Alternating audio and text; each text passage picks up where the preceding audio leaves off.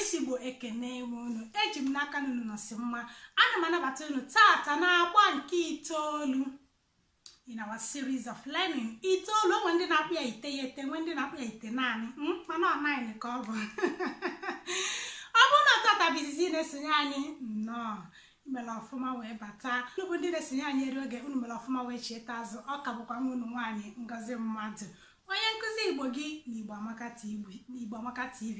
Igbo niile asị m ka udo dịrị unu. N'izu gara aga anyị mụrụ maka ahịa na-anọ ụbọchị na-anọ enwere n'ala Igbo ya na ife ndị ọ na-egosipụta ife ndị eji eme.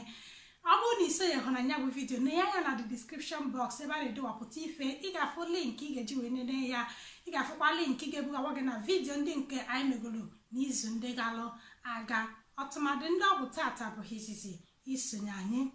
Tata anyị chọrọ ịmụ maka mkpụrụ osisi na mkpa akwụkwọ ndị e nwere n'ala Igbo, ya bụ fruits and vegetables ndị ga-afụ n'ala Igbo, ife a na-akpọfa n'asụsụ Igbo.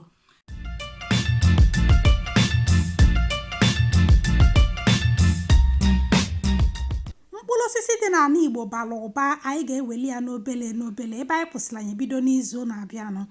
Ibe na Igbo nwere unene, ya bụ banana, onwe ndị na-akpị ya unele, nwe ndị na-akpị unene. Unene dị n'ụdị n'ụdị, enwere nke na-epe mpe, nwekwa nke na-adịkwa otu a. N'ala Igbo kwa ị ga-afụ oloma, ya bụ orange. Oloma ndị Igbo adacha uhie uhie otu a nke ndị ọcha na-afụ n'obodo a si acha. Oloma ndị Igbo na-acha mkpa akwụkwọ, ya bụ green otu anụ, mana ọ chakwana mana otu a ka o si adọba ọda na-acha pure orange. Oloma nkịlịsị, nya bụ lime, oloma nkịlịsị juru eju n'ala Igbo. Ịbịakwa n'ala Igbo ị ga-afụkwa oloma inu, ya bụ oloma ilu, ya bụ lemon juru eju n'ala Igbo anyị. Ịbịakwa n'ala Igbo nwere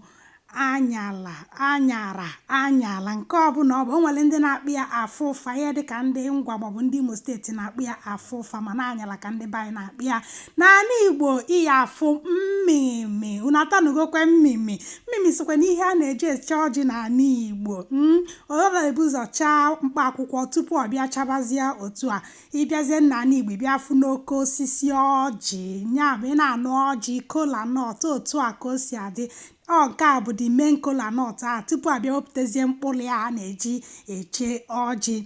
Ịbịa n'ala Igbo anyị nwere akị inu, otu a ka akị inu si adị tupu a wee wepụtazie mkpụrụ ya ya bita kola. Nke anụnwa bụ ose ọjị, pepper fruit, otu a ka o si adị tupu ọ bịazie bịa ruo oge anụnwa a ga-eji wee ghọzie ya wee chakpọọ wee dịzie otu a. Ịbịakwa n'ala Igbo ị ya-afụ na achịcha. Unu atanugo achịcha, ihe mkpụrụ osisi a na-atọ m etu eke ya. Ọ bụrụ na ịtanubere achịcha jisi ike ka iji cheta anyị na-akpị ya bụ achịcha. Bịa n'ala Igbo ị ya-afụ ube dị n'ụdị n'ala Igbo, ya bụ pie. Ọbịa dịsi otu ọbịa jie bịa daa na-aghọkwa ya ewelie taa ọka.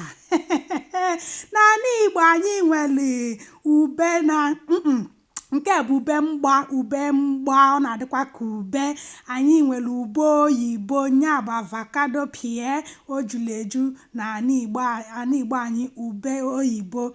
Dị n'ala Igbo ị ya-afụzi ube na, oge eji afụ ube na bụ oge eji asụ ọhịa chọba ịkọ ọrụ, oge a ka eji afụ ube na.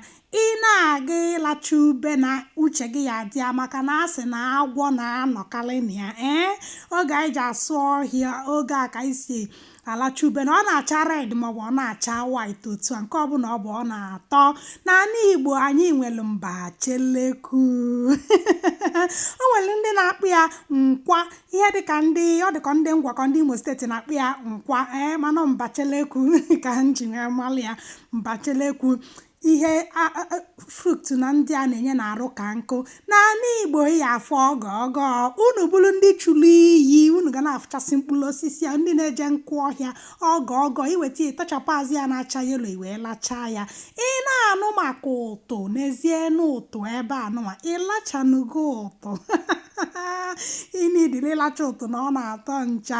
ụdala ụdara mụto nda unu mana ya akọbeghị akụkọ a ụdala a na-akpọ ya star apple ka ha si na gịnị nke a gbasara ihe a bụ ụdala nke anụnwa bụ ugiri ọ bụrụ na ịbụ onye na-afụlụ ofe ọgbọnọ n'anya ọ n'ime ugiri ka a na-esi ewepụta ọgbọnọ ọ bịa chọọ otu a ịta ya ịtacha ya ịbịa welu mkpụrụ ya ka eji emezi ọgbọnọ ịbịa n'ala Igbo anyị nwere akụ oyibo nya bụ kokonọt juru eju n'ala Igbo anyị iweta ya itucha anyị bịa fụtazie nke bụ kokonọt n'onwe ya ịbịakwa n'ala Igbo kashu juru eju mana amaghị m afọ Igbo ama m na kashu abụrụ afọ Igbo mana kashu juru eju n'ala Igbo ọtụmadị ndị saịdị Enugu steeti ịtacha anụ kashu bịa wepụta n'mkpụrụ ya iwelu n'mkpụrụ ya rụọ ya n'ọkụ itie nye bịa fụzie the main cashew nut my childhood nke a bụ shaman shop ka m na-akpịa shawa shop ama m mana ọchọman chọpụ unu ma ife ọ bụ ọdịnala Igbo anyị tanjalini dị n'ala Igbo o juru eju n'ala Igbo anyị amụrụ m afọ Igbo mana tanjalini ka m na-akpị oge anyị na-eto mana unu ma ife ọ bụ nke anụnwa bụ pawpaw hello Mr. pawpaw juru eju n'ala Igbo a sị na pawpaw dị n'ụdị na-enwere oke pawpaw nwe nne pawpaw ndị bụ nne pawpaw dị bụ ndị a na-eto ogologo mana pawpaw bụ pawpaw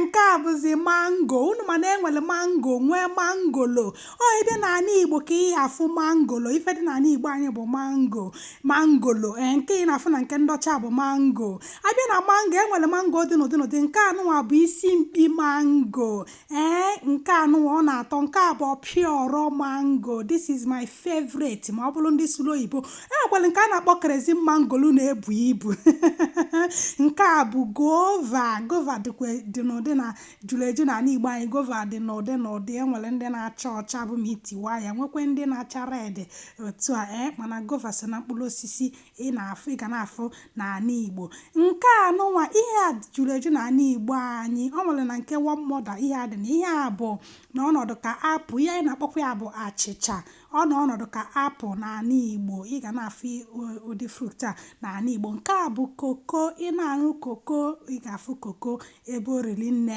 n'ala Igbo olesi bụ na alụgozi ụlọ lụchie ebe niile nke anụnwa ndị ọcha na-akpị ya jackfruit mana ife njimalụ fruit a bụ zikamo fruit a dị na chọọchị anyị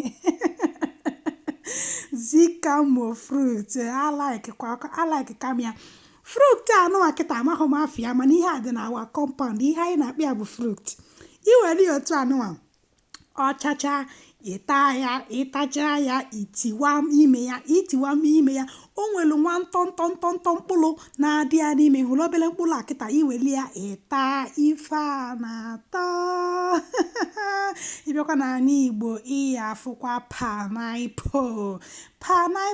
pineapple ọtụtụ ndị mmadụ na-akpị ya pineapple mana afọ Igbo pineapple onwe ndị na-akpị ya akwụ ọlụ maọbụ ọkwụ ọcha ya bụ ife a na-akpọ pineapple ka anyị kwụsị n'ebe n'izu na-abịa abịa anyị ewepụta mkpụrụ osisi ndị nke fọnụ anyị esi na ya banye na mkpa akwụkwọ o nwekwara mkpụrụ osisi ndị ọzọkwa fọnụ anyị na-ekwuru bụ mkpụrụ osisi na-abụrụ ihe ihe nwere tinye n'ọnụ taa anya otu a ihe dị ka ụkwa bụ mkpụrụ osisi ụkpa bụ mkpụrụ osisi ụkpaka bụ mkpụrụ osisi mana ihe abụrụ mkpụrụ osisi ihe nwere tinye n'ọnụ a na-eprosesi ya bụ anyị esizi ebe a wee banye na mkpa akwụkwọ wee banyezikwe na nri ndị ọzọ sikwa dị n'ala Igbo maka na o nwere ndị na-asị na Igbo enwero nri mana mma agwa ha na ha amara ifefa na-akọ ngwakwa na Igbo bụ Igbo ka emesịa nọ. Bye.